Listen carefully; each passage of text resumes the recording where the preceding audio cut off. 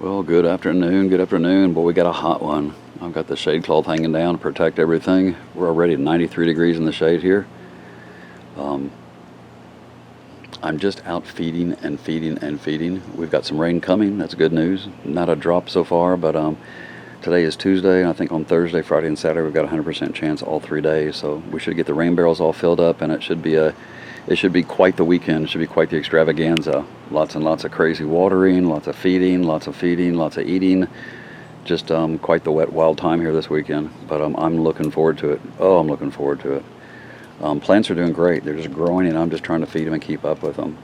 I got great response on the last video, and I can't thank you all enough. I really, truly appreciate all the feedback and the comments. It really, really helps me. Really helps me. Such an incredible group of growers we have on this channel, and people that are thirsty for knowledge.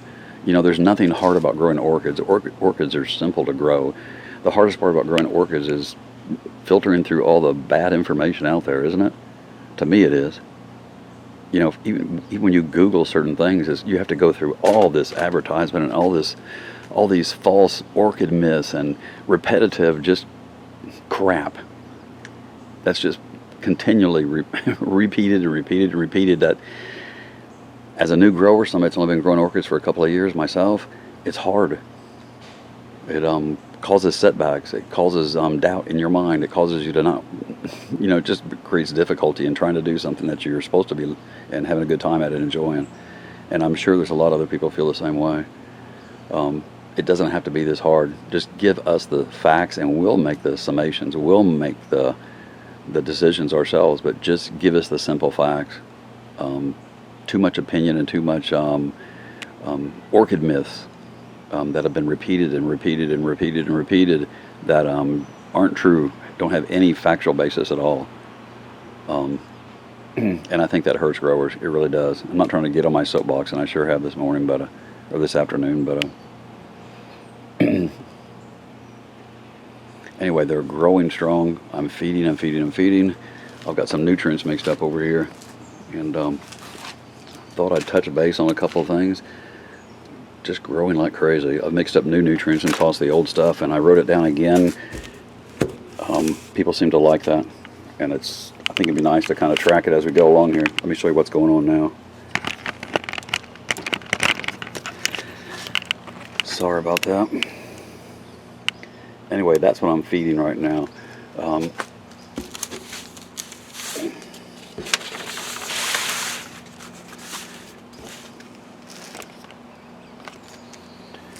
The calcium nitrate, the Jax, magnesium, or Epsom salts, kelp and seaweed again, my rainwater. I'm at 184 parts per million this time. Still very high for me, but I didn't probably show it, but you can see see that sprayer sitting right there on top of that trash can? That's a rain barrel.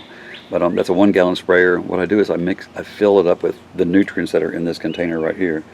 I'll take some of those, dip them out, and fill that sprayer up about 2/3 of the way, and then the rest of the way I'll fill it up with just fresh rainwater. And I use that to spray the orchids all the time. I also let them sit and soak like this, but I also spray them. I'm going to spray them again later on this evening with that. When I dilute it down like that, I end up it dilutes it by about 1/3, so I end up around 130, 135 parts per million, which is closer to what I would normally feed. Remember, I'm feeding all the time. I'm feeding often. If I was only feeding this amount, or 130 parts per million once a week or once every 10 days, I would be starving my plants, starving them. Now, I'm not saying give them 300 parts per million at a time. Don't do that. That's too much. They can't absorb nutrients like that. They're designed and built and excuse me, used to just absorbing tiny amounts often. Like runs down the tree, those tiny amounts. So the more often you can feed them, small amounts, the better you are than just 1 or 2 big fat meals. It doesn't work that way, all right? It's better to do the smaller meals often. Anyway, this is what I'm feeding, and I've said before that the top part is, this up here, is actually what my mix is. Now my calcium nitrate is 85 parts per million, my Jax is 55. Together that's 140 parts per million for my general mix. And the calcium nitrate, as you'll notice, is different this time. The numbers have changed. I'm at 60% calcium nitrate in my mix. 85 of 140 is 60%. I think it might actually be just a smidge over 60%, but we're going to call it 60%. Anyway, that's what I'm feeding. I'm upping my calcium and nitrogen level, and the nitrogen in the calcium nitrate is 15%, and the calcium is 18%. So it's a little bit stronger than a 1-to-1 ratio. But for every little bit of nitrogen that you're feeding your plants, if you want them to grow correctly and grow strong, you need to match it or a little bit extra as a buffer on the calcium. If you're feeding 5 or 6% nitrogen, you need to give 5 or 6% calcium at least. At least. All right. I feed 15% nitrogen, and it has 18% calcium in it. Then I'm also using my dolomitic lime, which has 21% calcium in it, quite a bit. And I still spray with the CalMag all the time, all the time. A lot of times when I have foliar sprays that has CalMag in it. So you can't give them too much calcium. You cannot overdose them on calcium. You can't. So keep calcium around them. The more calcium around them, the healthier they are, the faster they grow, the bigger they grow, and you don't have those pest issues. If there's for no other reason, give your plants calcium. It's so you don't ever have to touch the pesticides again, and your plants don't get eaten up by scale and mealybugs and spider mites, etc. None whatsoever. So different talk, different talk. Anyway, this is what I'm feeding. The magnesium, I still have a couple of plants here and there with a little bit of spotting, a little bit of chlorosis on them, a little bit of mottling. Matter of fact, one of them is sitting right here, if you can see that.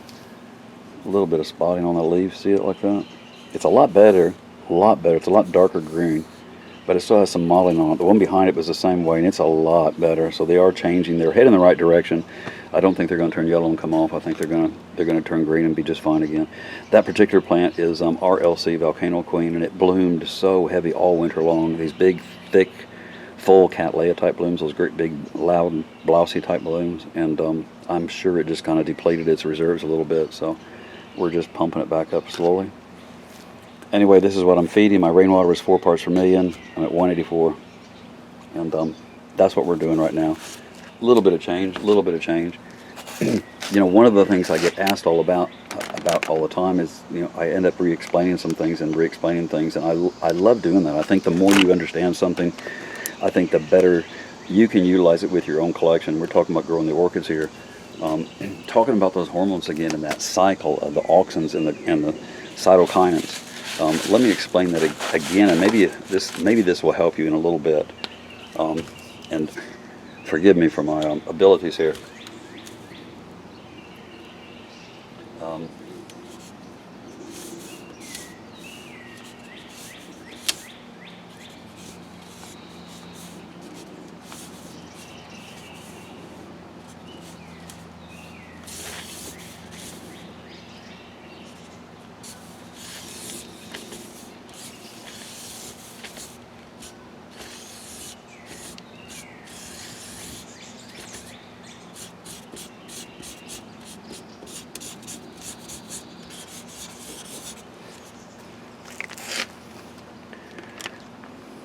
Okay, that's our orchid, all right? Just for talking sake, that's our orchid. in the springtime, when the temperatures and everything, let me double check my light here, make sure you can see here. When the temperatures, and remember we're talking about hormones. Hormones are influenced by temperature and light. So right now the temperatures are getting warmer, light is getting stronger, more intense, and the days are getting longer. And it influences plants to send out shoots, to grow out shoots. When it starts to grow these new shoots, it produces auxins in those shoots. Those auxins get sent back down the shoot into the plant, and it tells the plant we have a lot of activity going on up here. We got a lot of work going on up here, a lot of green growth being taken, so we need some roots, start growing roots. So it tells the plant to grow roots. So it grows roots. It tells the plant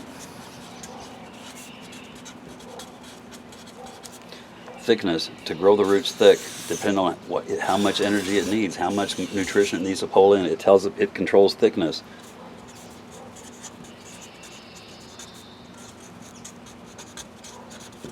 Branching, it tells the roots to branch out.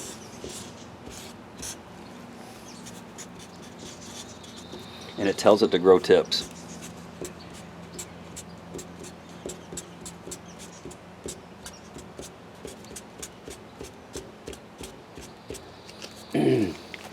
Auxins, That's the role that auxins play. That's how they work. That's what it does. Those shoots start to grow. The shoots produce auxins. I can't hardly see my screen. Sorry about that. Moving things around. It starts to produce auxins in those shoots. In those new growths, new leaves, new canes, new bulbs, any type of new growth like that produces those auxins. And it goes back down in the plants and tells the plant to grow roots to support it.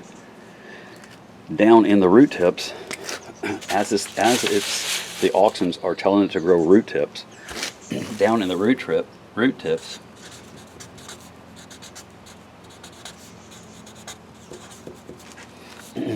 it produces cytokinins.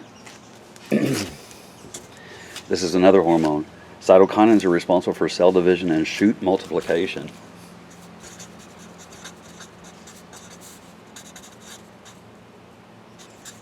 Shoot multiplication.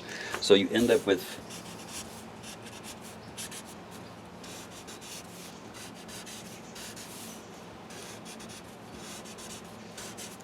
multiple shoots. You end up with those multiple shoots coming out of the plant. And the whole thing creates a cycle. You've got the new shoots coming out of the plant, and the shoots are creating auxins. The auxins are telling the plant to grow roots, to grow thicker roots, to grow branching on the roots, to grow new tips. And all those new tips start to produce cytokinins. The cytokinins are responsible for shoot multiplication, and so it tells the plant, those get sent back up the plant also as well, and tell the plant to start producing new shoots, multiple shoots. And that's why when you see somebody's plants and they have all these different shoots out of it, it's because it has hormones. It's getting those supplemental hormones that it normally would get hanging on the trees. And this is the response you get. And this full, when this starts happening, and I have trouble finding my words and stuff, everybody. I'm just trying to get a visual here and hope to get a general understanding of what's going on here. But the temperatures and light tells the hormones in our plants to do certain things. It controls the plant's growth.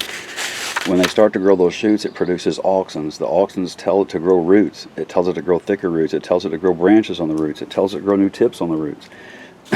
When it grows those root tips create cytokines. They produce cytokines down on those root tips. Those cytokines are sent back up to the plant and tell the plant, we've got lots of nutrients down here. We've got lots of energy down here. You can grow new shoots if you want. We can support numerous shoots if you want to, because we've got a lot of activity going on down here too. And so you'll get multiple shoots. Again, we're not telling the plant to do something artificially. We're just encouraging the plant to grow the way it normally would and allowing it to grow. Now, none of this works very well if you don't have the right amount of nutrition along with that. If you tell your plant to grow massive roots and massive amounts of shoots and spikes when it gets its normal hormones, if it doesn't have enough nutrients, it'll start eating parts of itself and start senescing, start turning yellow and dying off. All right? It's the whole thing has to work together. It's not just the hormones or just the nutrients. They all work together. Okay? I hope that doodle helps. I hope it helps answer a couple of the questions anyway. Maybe just a tiny little bit. I always think of visuals is better, just my opinion. That's the nutrients I'm feeding, by the way, and that's kind of why I'm feeding. And hopefully gives an understanding of how those hormones are so important, how they're so important, and how they have so much to do with how the plant grows and grows correctly. And to get our plants to respond how we want them to, we have to have all this put in place.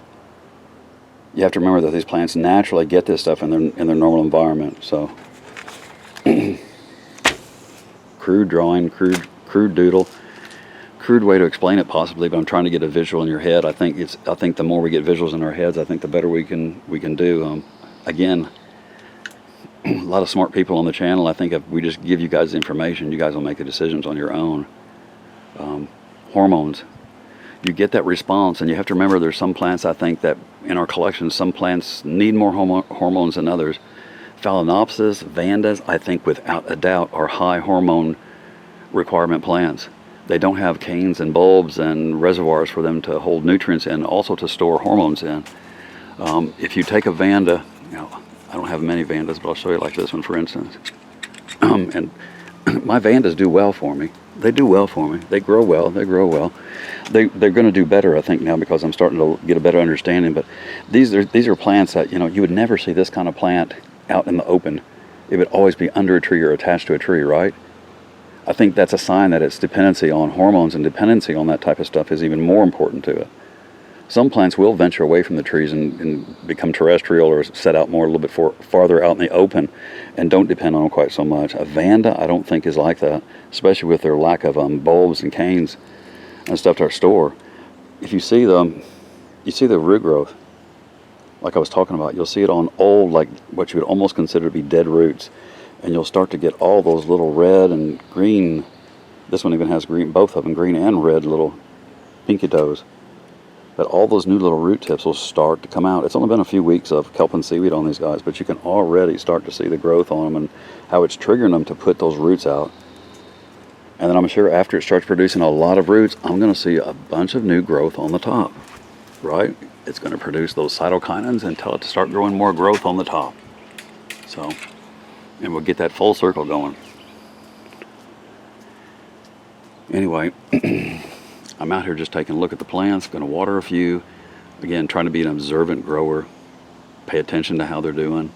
Making sure that the new growths that they have are getting as big as the original plant. They're not being dwarfed, that they're getting enough food to support that. That one looks good.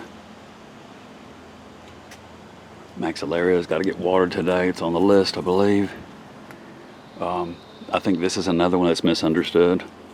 This is a plant that they have an upright growing habit, and everybody knows that. Everybody knows that. The research tells you that they have an upright growing habit.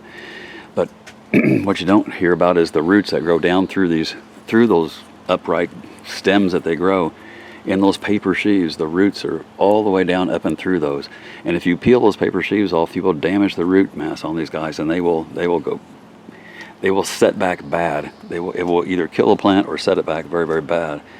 One of the things that's important about this, because they have that upright growing habit and those roots that run all up and down through those little paper tissues and up and down through there, is these plants like to be watered from above. If you take it and just let it sit and soak in a pan with some water or a bowl with water, let it sit like that and soak like I do some of my plants, it doesn't fare well. It likes to be watered from above. It likes to be rained on with those nutrients because the roots are up and down throughout all those little sleeves. So it does so much better when it's rained on from above with nutrients. So if you have maxillarias and you're struggling with them, rain on them. Pour those nutrients on top of them. Soak them. Just pour them and pour them and pour them and pour them. Let it saturate. You can still let it sit and soak, but try and give it some nutrients from above. They respond. They just grow crazy with growth. Well, I'm going to get busy. I've got lots to do and some thirsty plants. I want to thank everybody for all the great comments on the last video and all the support. I appreciate every bit of it. I want to thank 10,000 subscribers I saw. 10,000 subscribers. Truly amazing. Truly just blows me away that there's 10,000 people who want to listen to somebody who's just new to orchids talk about growing orchids. I'm truly amazed. I couldn't tell you guys how many thousand times you guys have brought a smile to my face, how many thousands of times you've made me laugh, how many thousands of times you've made me cry and brought a tear to my eye, and how many thousands of times you've touched my heart. I value your friendship, your support, your encouragement, your karma, your love, everything that you've given me. I really, truly appreciate it. I consider you all friends, and I'm deeply grateful, and I thank God every day for you. And I pray that He keeps you all safe and happy. Again, thank you so much for all the kind words and the thoughts, the messages and prayers. Keep asking those great questions, and thanks for watching, everybody. Have a great day. Lots of love from Alabama.